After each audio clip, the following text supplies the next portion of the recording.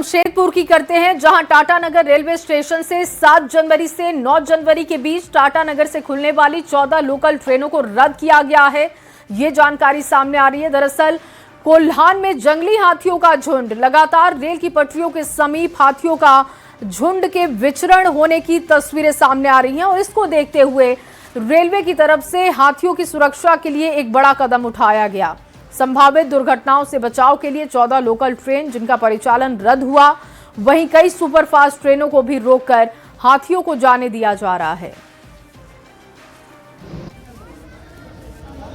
जमशेदपुर के Tatanagar railway station से railway की यात्रा करने वाली यात्रियों को दोहरी मार झेलनी पड़ रही है, जहां एक तरफ कोहरे के चलते कई ट्रेनें जो है वो घंटों विलंब से चल रही है, तो वहीं दूसरी तरफ अब हाथियों के आतंक से रेलवे विभाग द्वारा 14 ट्रेनों को, आज मेमो ट्रेनों को रद्द कर दिया गया है, जिससे यात्रियों को काफ़ी परेशानी का झेलनी पड़ रही है। तस्वीर में दिखाने का प्रयास कर रहा हूं, जहां आपको बता दूं कि इन दिनों कोल्हान में सरायकेला, पूर्वी सिंहभूम जिला और चाईबासा जिला जो है वो जंगली हाथियों का झुंड जो है वो लगातार मूवमेंट कर रहा है और ज़्यादातर जो मूवमेंट वो रेल पटरियों की तरफ मूवमेंट हो रहा है। और इसी को देखते हुए रेलवे विभाग ने आज बड़ा कदम उठाया है, जिसमें 7 तारीख से लेकर 9 जनवरी तक लगभग टाटानगर रेलवे स्टेशन से खुलने वाली 14 ट्रेनों मोमो ट्रेन को जो है वो रद्द कर दिया गया है, जिसमें टाटा बड़बिल, टाटा चकधरपुर, टाटा खगड़पुर, टाटा गोवा, तमाम इसी तरह की कई ट्रेनें जो है वो 14 ट्रेनों को रद्द कर दिया गया है, क्योंकि लगातार घटनाएं बढ़ते जा रही थी। ट्रेन की चपेट में आने से हाथियों की मौत हो रही थी।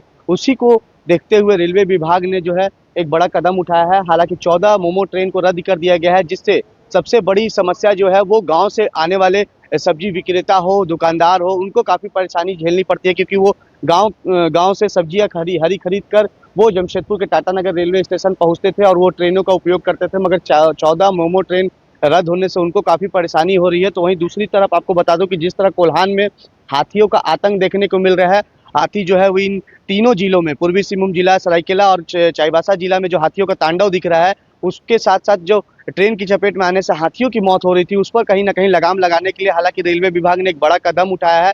भले ही लोगों को कुछ परेशानी हो रही है, मगर हाथियों की सुरक्षा के लिए रेलवे ने एक कदम उठाया है, जिससे 7 तारीख से लेकर 9 जनवरी तक 14 मोमो ट्रेन जो है वो रद्द कर दिया गया है। न्यूज़ 18 के लिए जमशेदपुर से आशीष कुमार तिवारी।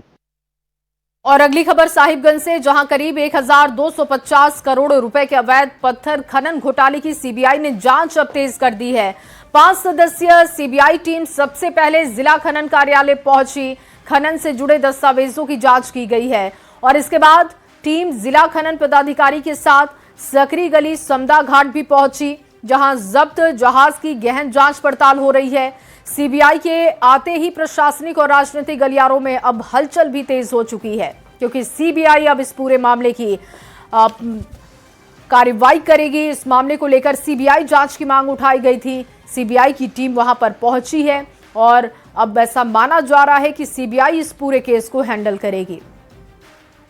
50 करोड़ के करीब अवैध खनन से जुड़े मामले में सीबीआई की 5 सदस्यीय टीम ने आज फिर से साहिबगंज जिले में दस्तक दिया। सीबीआई की टीम आज सुबह, सबसे पहले बता दें कि ये सर्किट हाउस है, आप देख सकते हैं, यहाँ पर वो जो है सीबीआई की टीम जो है रुकी हुई थी और अहले सुबह जो कह सकते हैं कि सीबीआई की 5 सदस्यीय टीम जो है आज सबसे पहले खनन कार्यालय पहुँची, जहाँ खनन से जुड़े मामले में कई कागजात जो है उन्होंने खंगाला और उसके बाद जो है सीबीआई की टीम जो है यहाँ से निकली है और साथ में जिला खनन पदाधिकारी हैं। बता दें इसके बाद जो सीबीआई की टीम सकरी गली समदा घाट पहुँची है, जहाँ जब्त जहाज और खनन से जुड़े मामले की जांच कर रही है। तो बता दें कि एक बार फिर से जो है अवैध खनन से जुड़े मामले में सीबीआई ने जो है यहाँ पर जो है दबिश दी है और इसको लेकर जो है बता दें कि पत्थर व्यवसायियों में जो है हड़कंप मच गया है। अब दरअसल बता दें मामला 2022 का है, जब जिले में करीब 1250 करोड़ की अवैध खनन का जाँच जो है ईडी ने शुरू की थी और इस मामले में झामुमो के प्रभावशाली नेता पंकज मिश्रा सहित कई अन्य लोगों की जो है गिरफ्तारी हुई थी।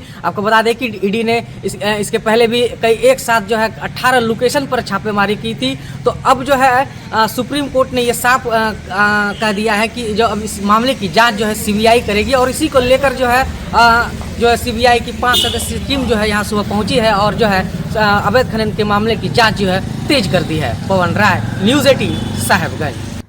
और वहीं दुमका में अवैध बालू भंडारण के खिलाफ बड़ी कार्रवाई की गई है, जहां खनन पदाधिकारी के नेतृत्व में जामा थाना अंतर्गत मौजा लगला में छापेमारी करते हुए अवैध रूप से भंडारित किए गए 21,000 CFT बालू को जब्त किया गया। मामले में भंडारित बालू भूमि के मालिक, ट्रैक्टर चालक समेत अज्ञात संलिप्त व्यक्तियों के खिलाफ FIR दर्ज की गई है और आगे की कार्रवाई शुरू कर दी गई है। तो नगर निकाय चुनाव की होगी। देखिए, नगर निकाय जल्द हो और EVM से हो, इसे लेकर बीजेपी ने रांची नगर निगम के समक्ष धरना प्रदर्शन किया। नगर निगम चुनाव में देरी के खिलाफ बीजेपी ने अपना विरोध जाहिर किया है। बीजेपी ने इसे लोकतंत्र पर हमला बता दिया, साथ ही चुनाव तिथि शीघ्र घोषित करने की मांग की। दलीय आधार पर चुनाव कराने पर जोर दिया। नगर निकाय चुनाव हो, इसे लेकर तमाम जो राजनीतिक गलियारे हैं वहां भी चर्चा का दौर शुरू है। बीजेपी के द्वारा भी इसे लेकर धरना प्रदर्शन जो है वो दिया जा रहा है। खासतौर से बोले तो आज निगम कार्यालय के समक्ष ये धरना जो है वो शुरू किया गया है, जिसमें न सिर्फ हम कहा जाए तो बीजेपी के जो तमाम नेता और जो वरिष्ठ नेता है वो शामिल है, बल्कि उनका ये भी कहना है कि जल्द से जल्द नगर निकाय चुनाव हो और EVM के माध्यम से हो, तभी जाकर तो जो सफलता है वो हो पाएगी। खासतौर से अगर बात की जाए तो EVM से चुनाव कराने को लेकर आप लोग चर्चा कर रहे हैं। EVM से चुनाव करना सहज है, लोगों के जेहन में उतर चुका है, बहुत ही स्मूथली है, उसमें रद्द होने का चांसेस नहीं रहता। एक बार बटन दाब दीजिए, फिर दूसरा प्रत्याशी, तो रद्द होने का भी न के बराबर चांस रहता है। खासतौर से बात की जाए तो सरकार अभी लगातार कार्रवाई कर रही है जो निगम चुनाव को जल्दी कराया जाए, बावजूद आप लोग धरना दे रहे हैं। नहीं, सरकार खाली डपोर संघ की है, डपोर संघ जानते हैं। बीजेपी के नेताओं को भरोसा नहीं है कि सरकार चुनाव कराने के पक्ष में, और यही वजह है कि आज जो तमाम जो नेता हैं बीजेपी के, उनके द्वारा आज यहाँ पर धरना दिया जा रहा है। देखना है सरकार इसको किस तरह से देखती है और किस तरह से इसका जवाब दे पाती है। रांची से न्यूज़ 18 के लिए ओम प्रकाश। नहीं, एक प्रति सब पावर को अपने पास हस्तगत करना चाहते हैं, ताकि कोई भी पावर, कोई भी मनी पावर जो कि इनको अफसरों से कमीशन लेने में आसान होता है। अगर चुनाव हो जाएगी तो चेयरमैन बैठेंगे, डिप्टी चेयरमैन बैठेंगे, पार्षद बैठेंगे, तो फिर उनकी जो गड़बड़ी, उनकी लूट में उनको अंकुश लगाएंगे, लूटने नहीं दिया जाएगा। बीजेपी ने नगर निकाय चुनाव जल्द कराने की मांग को लेकर रामगढ़ नगर परिषद कार्यालय के सामने 1 दिवसीय धरना दिया है और धरने का नेतृत्व विधायक रोशन लाल चौधरी ने किया। उन्होंने आरोप लगाया कि सरकार हाईकोर्ट के निर्देशों का पालन नहीं कर रही। बीजेपी ने चुनाव दलीय आधार पर और EVM से कराने की मांग उठाई है। धरने की अध्यक्षता जिला अध्यक्ष प्रवीण मेहता ने की, जिसमें बड़ी संख्या में कार्यकर्ता पहुंचे। आदेश के बावजूद सरकार इस चुनाव को टालना चाह रही है, चुनाव में किसी न किसी कारण से विलम्ब करना चाह रही है, वो चुनाव अविलंब कराया जाए, और दूसरा दलीय आधार पर चुनाव हो, और तीसरा EVM के द्वारा चुनाव हो। पिछले बार रघुवर दास की सरकार में जब अप्रैल महीना 18 में जब चुनाव हुआ था, वो EVM के द्वारा होता दलीय आधार पर हुआ था। इस बार सरकार कहीं के दलीय आधार पर चुनाव करने से भाग रही है और भ्रष्टाचार को बढ़ावा बढ़ाने के लिए वो बैलेट पेपर से चुनाव करना चाहते, ताकि गड़बड़ी सरकार का दुरुपयोग करके कहीं पे अपना जीत हासिल करना चाहते। हम कह सकते हैं कि वर्तमान समय में झारखंड सरकार माननीय न्यायालय के आदेश का भी उल्लंघन कर रही है और संविधान का भी घोर उल्लंघन कर रही है। और वहीं रांची लोहरदगा रेल लाइन पर पुल की मरम्मत का काम युद्ध स्तर पर हो रहा है। मरम्मत का ये काम इरगांव हॉल्ट और लोहरदगा के बीच बहने वाली कोयल नदी पर बने पुल पर हो रहा है। यहां पुल नंबर 115 के पिलर नंबर 4 और 5 के बीच दरार की खबर थी। पुल की मरम्मत के चलते कोयल नदी की धारा को एक तरफ मोड़ा गया है, ताकि मरम्मत कार्य करने में कोई परेशानी ना हो। पुल की मरम्मत को लेकर ज्यादा जानकारी दे रहे हैं संवाददाता संजय कुमार सिन्हा। उनकी रिपोर्ट देखिए।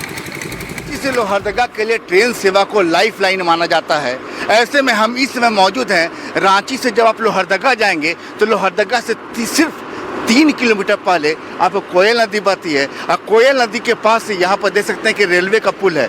यही रेलवे का पुल जो है, जहाँ आप देख सकते हैं कि जहाँ कहा जा रहा है कि अब जो पिलर नंबर 5 है, पिलर नंबर 5 में ही पिलर के पास दरार है, और यहाँ पिलर में काफ़ी ज़्यादा जो है यहाँ पिलर को नुकसान उठाना पड़ा है। तो कुल मिलाकर समझिए कि हम आपको दिखाना चाह रहे हैं कि पिलर को जब आप देखेंगे तो यहाँ पर वार्ड लेवल पर काम चल रहा है।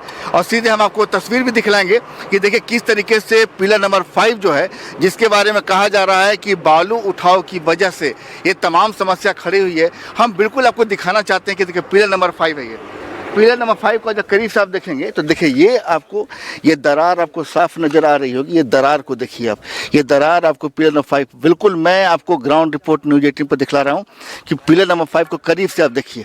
ये पूरी लाइन जो पिलर को आप देखेंगे तो चारों तरफ से पिलर के आप घूम जाएंगे तो आपको ये दरार नज़र आएगी। दरार को देखने के बाद देखिए यहाँ पर काम भी हो रहा है और देखिए कि लगातार इंजीनियर्स जो हैं वो पिलर की मरम्मत में जुटे हैं।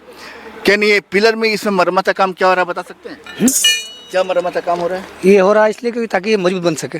हाँ, ताकि ये मजबूत हो सके। हाँ, देख सकते हैं कि हमने आपको पिलर नंबर 5 के चारों तरफ दिखाया। देखिए समस्या जी यहाँ पर 4 फुट पर इस पुल की मरम्मत का काम चल रहा है। रेलवे की ओर से दावा किया जा रहा है कि 2.5 से 3 महीने में ये जो पुल है इसकी मरम्मत का काम पूरा कर लिया जाएगा। और यहाँ पर देखिए जेसीबी कहें, तमाम मशीनें यहाँ लगाई गई, लेकिन कुल मिलाकर आप समझ जाइए कि वास्तव में यहाँ पर कल जीएम ने भी निरीक्षण किया था। जीएम ने अपने निरीक्षण के दौरान पाया था यहाँ पर किस तरीके से खामियां हैं। और ऐसे में इस लाइफ लाइन को ज़िंदा रहने के लिए तो कि लोहरदगा के लिए पुल बहुत ज़रूरी है, राजधानी के लिए भी। रांची से जो राजधानी खुलती है तो इसी के ऊपर से, इसी पुल के ऊपर से राजधानी जाती है। ऐसे में यहाँ पर पुल की काम, जो पुल के जो मरम्मत का काम है वो तेज़ी से चल रहा है और देख सकते हैं कि इंजीनियर लगे हुए हैं। ऐसे में उम्मीद जताई जा रही है कि 2.5 महीने के बाद जब यह पुल का काम, मरम्मत का काम पूरा होगा तो एक बार फिर से आपको राजधानी की रफ्तार दौड़ती हुई नजर आएगी। लेकिन इतना समझ आइए कि उससे पहले यह बेहद ज़रूरी है कि जो बालू का उठाव हो रहा है कोयल नदी से, मिट्टी का कटाव जिस तरीके से हो रहा है उसे पूरी तरह रोका जाए। संजय कुमार सिन्हा, न्यूज़ 18 लोहरदगा।